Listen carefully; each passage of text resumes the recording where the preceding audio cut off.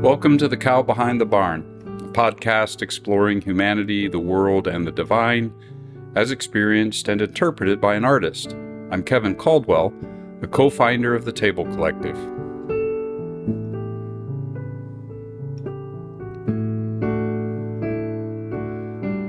What is really real, and what is it like? What's the world made of, and what are we made of?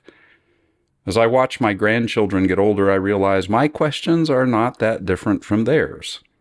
They're figuring out things like Santa Claus, and that begs questions about what's real and what isn't. Santa's actually a great example because there's a bit of myth, a lot of legend, and some history all wrapped up in how Santa became such a big deal. So they're asking ontological questions.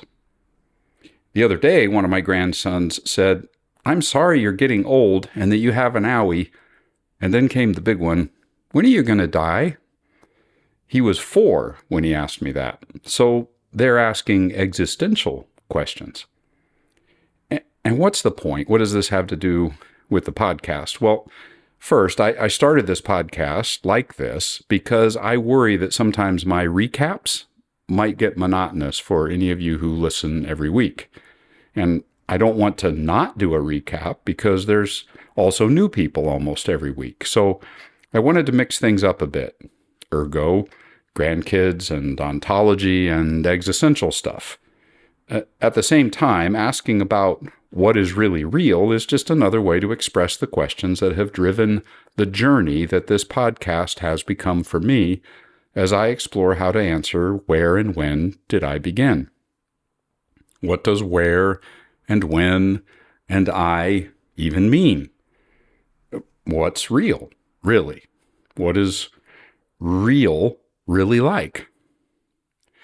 Almost 30 episodes. Being on the trail of where and when did I begin has brought me to the place of describing reality in terms of quantum entanglement as a primary element in the nature of the cosmos, or where, memory as our primary way of experiencing time, so when, and empathy as the fundamental ingredient in the nature of both small c and big C consciousness, the I in my where and when did I begin question. Which means I'm asking whether empathy is at the core of how I understand the nature of the divine. Now, in this episode, I plan to include insights about all of this from the Gita and from Lao Tzu. That seems fitting because in the previous episode, I was in the world of Buddhism, and turning now to these fellow Eastern heritages seems a natural step. While looking at how the Buddha might see this, I explored what are called the 4 Brahma Viharas. These 4 qualities paint a picture of reality as compassion, empathy, sympathetic joy, and equanimity. I made the observation that these 4 seem to represent what is truly real for the Buddha, though whether he would have understood reality in the sense of a divine being is a whole other question. According to mainstream Buddhism, he did not see things that way, which is one reason I began with the Buddha. I wanted to begin from a non-theistic or even atheistic approach to the nature of reality, and the question of whether empathy factored into that understanding or not. Atheism, of course, is the view that there's no supreme divine being. On the other end of the spectrum, pantheism is the view that the divine being is all there is. So I think it'd be interesting to go from the non-theist world of the Buddha to the Gita now, which in popular and overly simplistic terms represents a pantheistic worldview. So what does the Gita have to say about my theory that empathy might be at the heart of what is really real? Let me allow the Gita to speak for itself. The Bhagavad Gita emphasizes empathy and compassion in several places. In the 12th chapter, the 13th and 14th verses, Krishna says, "Those devotees are very dear to me who are free from malice towards all living beings, who are friendly and compassionate.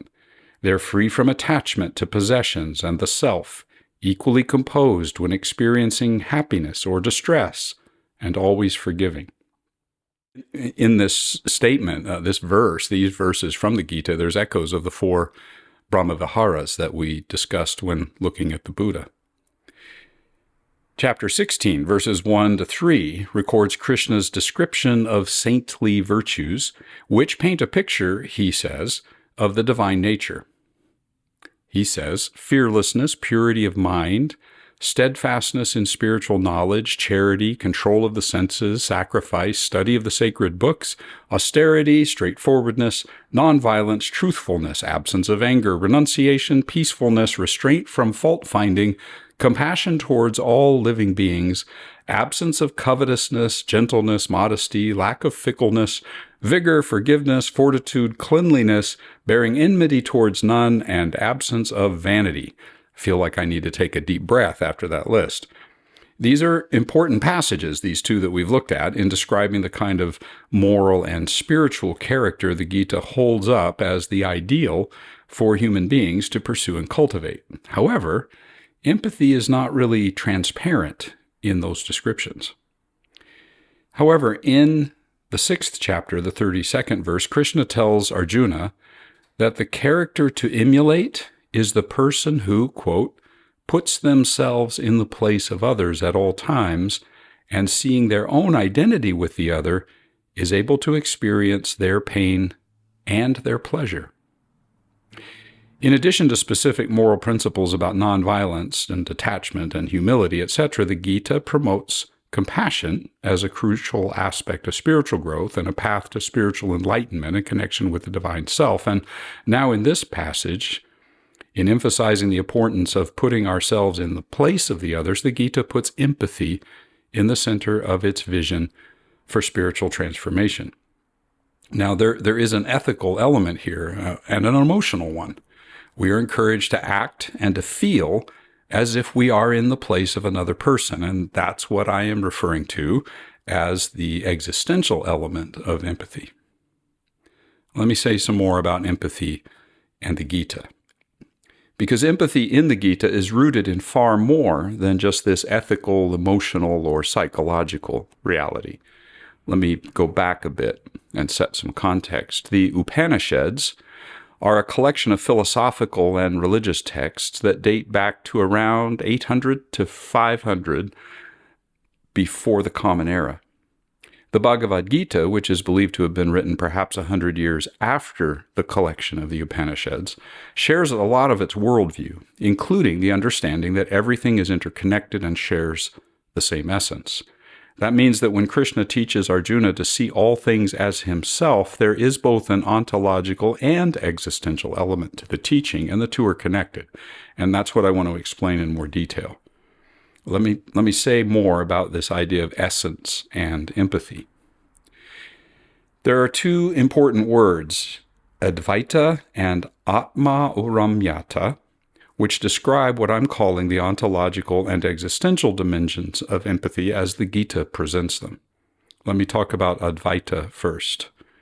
This term is a very important philosophical, spiritual term in the traditions of the entire subcontinent, what Europeans began to call India long before the formation of the India we know today.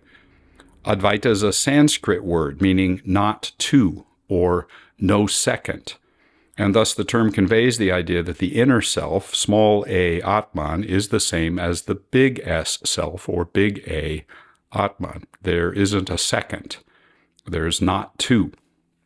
The Bhagavad Gita, while not explicitly using the term Advaita, contains teachings that align with the concept. The Gita emphasizes the unity of the large self, large A Atman, large S self and large A Atman, and ultimate reality, and as the nature of ultimate reality, and teaches that the individual self is ultimately identical with that large S self.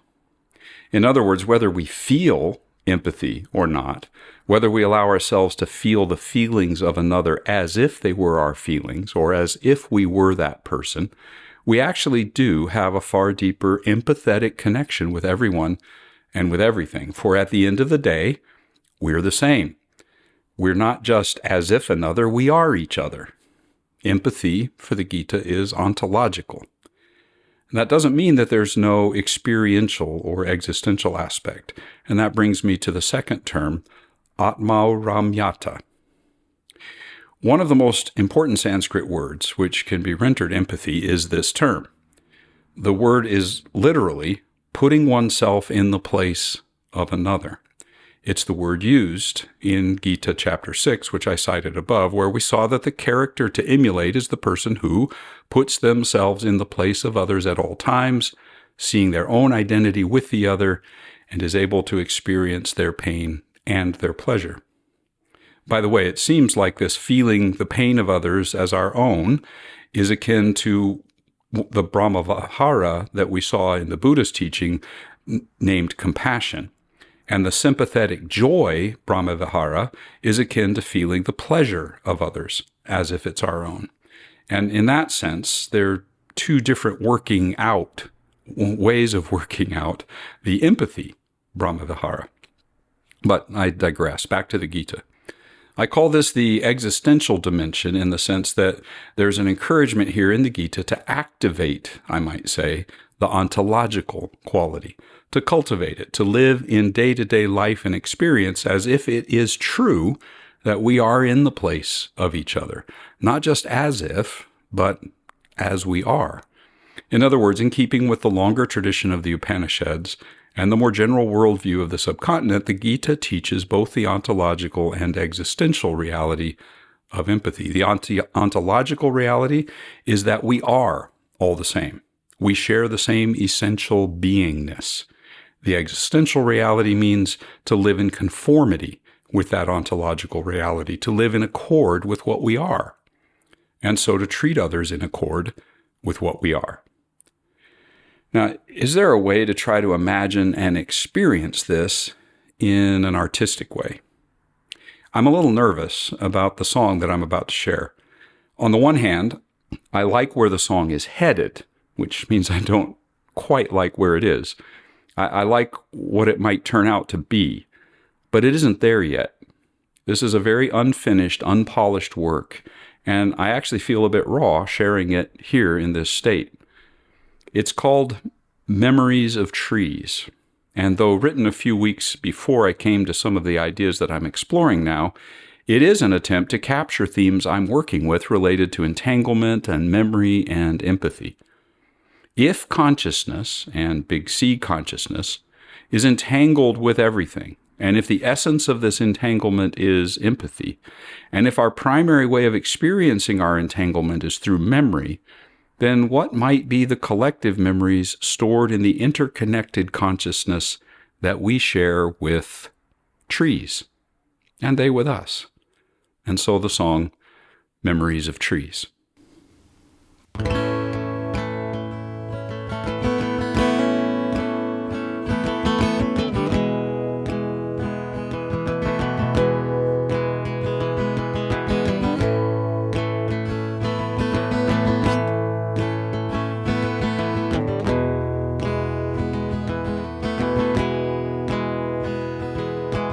Memories of trees are stored in ancient circles that are curling. Wheels upon wheels of stories, unseen growth rings are unfurling. Trees measure out their lives, concentric, passing years and days. Pattern of circles that shrinks and swells, seasons of dry and rain. Memories of trees record the echoed laughter of the voices of the ones who made their plans, leaf shade dancing on their faces.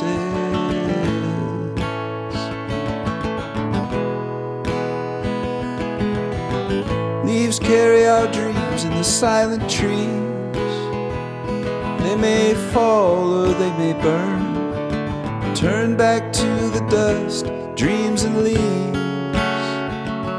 Still breathing, waiting to return in the memories of trees.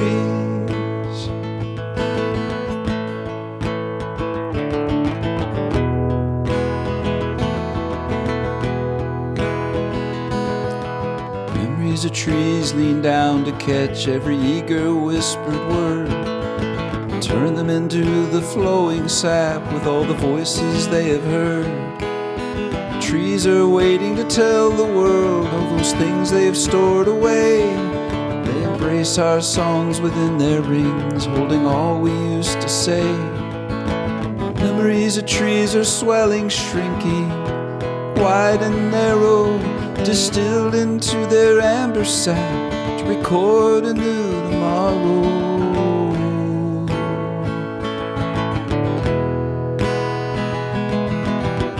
Leaves carry our dreams in the silent trees. They may fall or they may burn, turn back to the dust, dreams and leaves, still breathing, waiting to return in the memories of trees.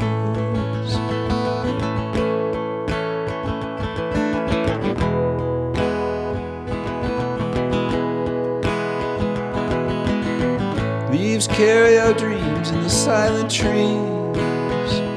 They may fall or they may burn, turn back to the dust, dreams and leaves, still breathing, waiting to return in the memories of trees.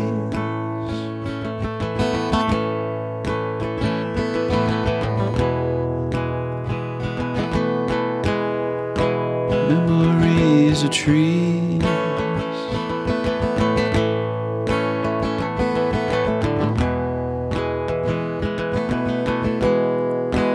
Memories of trees.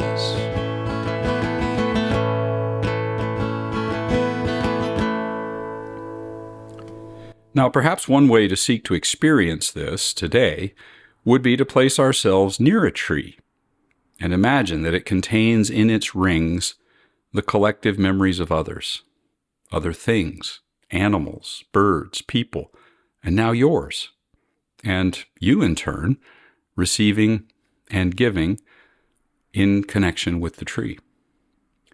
In fact, that's where I'm going to go now, outside to find a tree. Well, at least right now in the sense of when I was crafting those notes. So I want you to imagine that I've stepped outside and now I'm sitting back down after a pause, which I actually did when I was writing, but not now as I'm recording.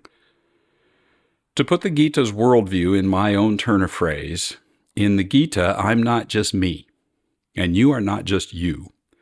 We are each other.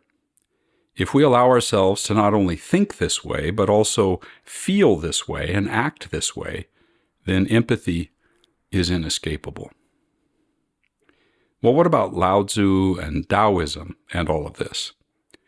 The Tao Te Ching doesn't explicitly use the word empathy. Several passages touch upon the theme of compassion. In fact, compassion is one of the three great treasures that Lao Tzu identifies. Sometimes these are rendered as pity and frugality and humility, those three.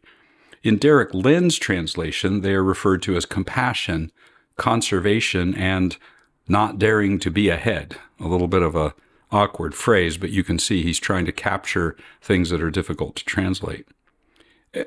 Be that as it may, here's the passage. Lao Tzu says in his poem, "I have three treasures. I hold on to them and protect them. The first is called compassion. The second is called conservation. The third is called not daring to be ahead in the world.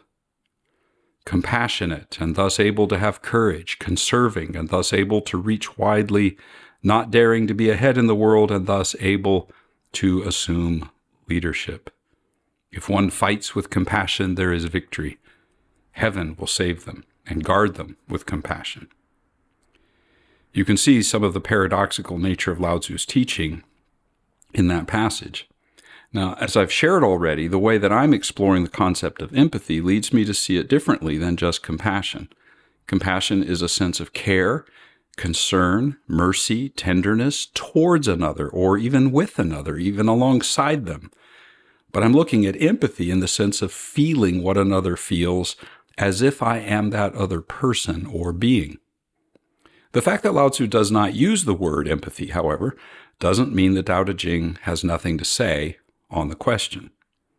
One of the main themes of Lao Tzu's poem is that everything is interconnected with and by what he calls the Tao. Everything flows from, flows in, and with the Tao, the way. In other words, there is an ontological element to our interconnectedness. According to Lao Tzu, we can elect to live in disharmony with that ontological reality of who we are. We can go against the Tao, which means we can choose to go against nature by living and thinking and acting in ways that are out of sync with the natural essence of all things, including being out of sync with our own essence as human beings, which implies we can do the reverse as well. We can cultivate being in harmony.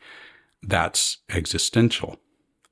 The mysterious way that the Tao is the source and inner reality and flow of all things is captured in the opening stanza of Lao Tzu's poem. Quote, "The way that can be walked is not the eternal way. The name that can be named is not the eternal name. The nameless is the beginning of heaven and earth. The named is the mother of all the distinct separate things. Therefore, free from desire, you see the mystery. Full of desire, you see manifestations. These two have the same origin but differ in name. That is the secret of secrets, the gate to all mysteries." End quote. This way of seeing interconnectedness is closely related to how I'm speaking of empathy as a key element or ingredient in ultimate reality, or source, or the divine, the ontological side of this. It's also similar to what we outlined previously about the Gita's way of seeing all things and what I referred to, again, as the ontological aspect of empathy in the Gita. According to the Gita, you and I are each other, as we noted.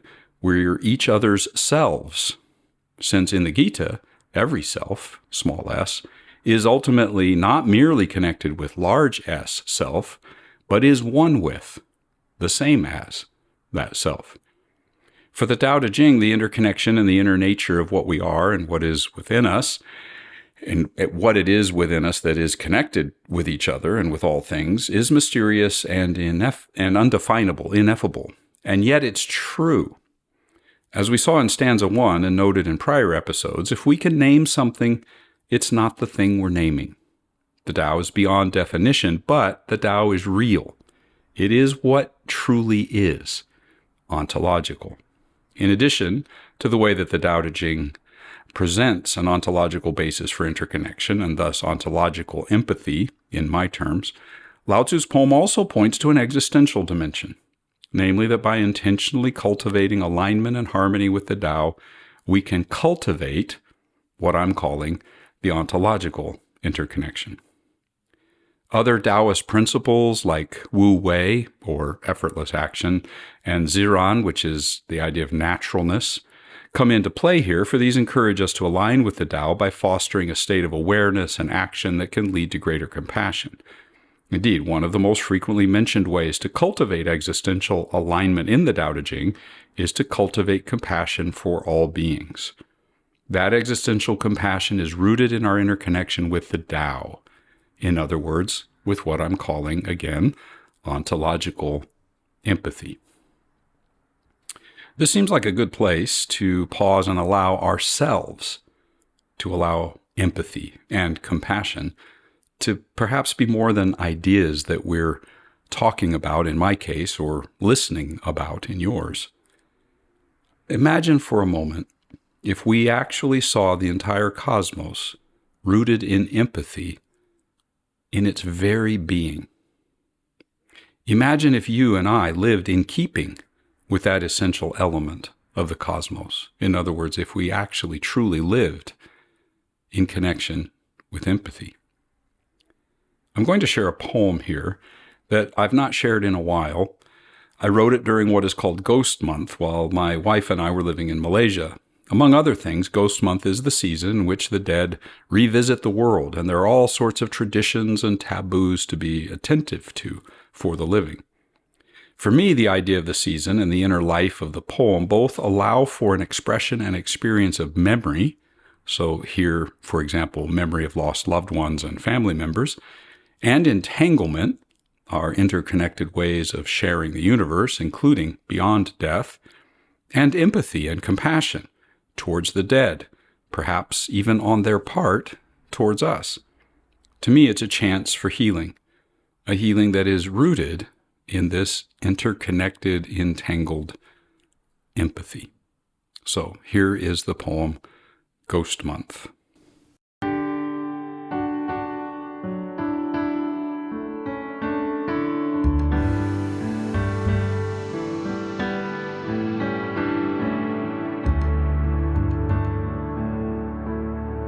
It's Ghost Month again, when the lanterns float to the sky and light the path for souls who seem to have lost the way.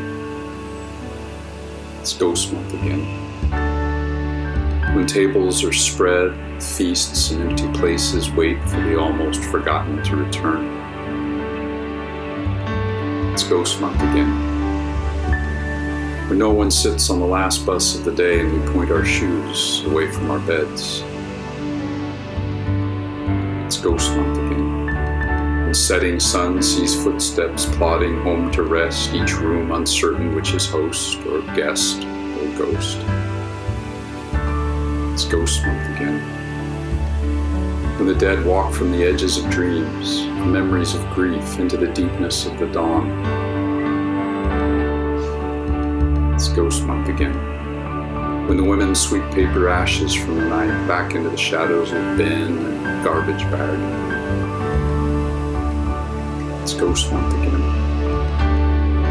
When faces peer furtive from a window, then stop to turn, open their bolted doors.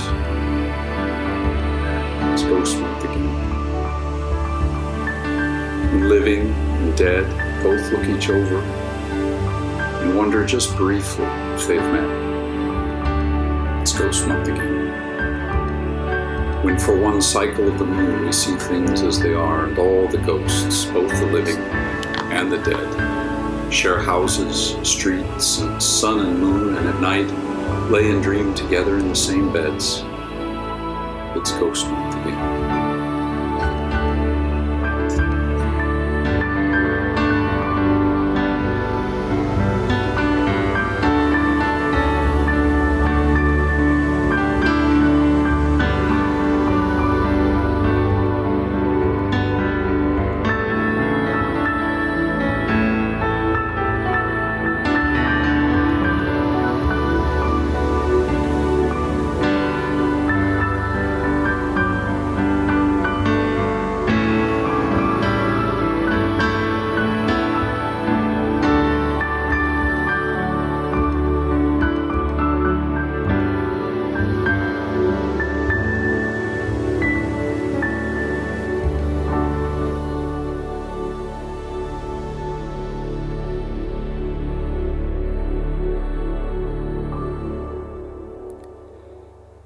Now, as I sit with that poem here again, I'm trying to imagine which ghost, as it were, I might need to visit with, set a place for at the table, and talk with. And talk about what? That's where the healing can come, perhaps. Well, as we've seen, both the Gita and the Lao Tzu include ontological and existential ways of describing empathy. And in the prior episode, I described how I see Buddhist thought, from a very different starting place in terms of worldview, leads, though, to the same or similar result. Buddhism is generally far less confident in making any assertions about ontology, the isness of reality, much less confident than, say, the Gita. And despite Lao Tzu's insistence on the mysterious, indefinable nature of the Tao, he still insists that the Tao is.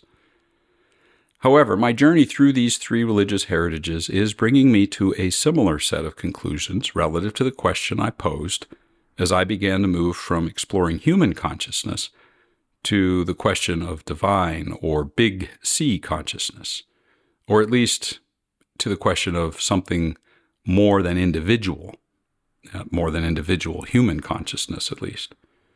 So as I begin to conclude this episode, I'm circling back to the where and when did I begin question. What does where and when and I even mean, as I asked at the outset of this episode? That is, what is real, really? And what is real, capital R, really like?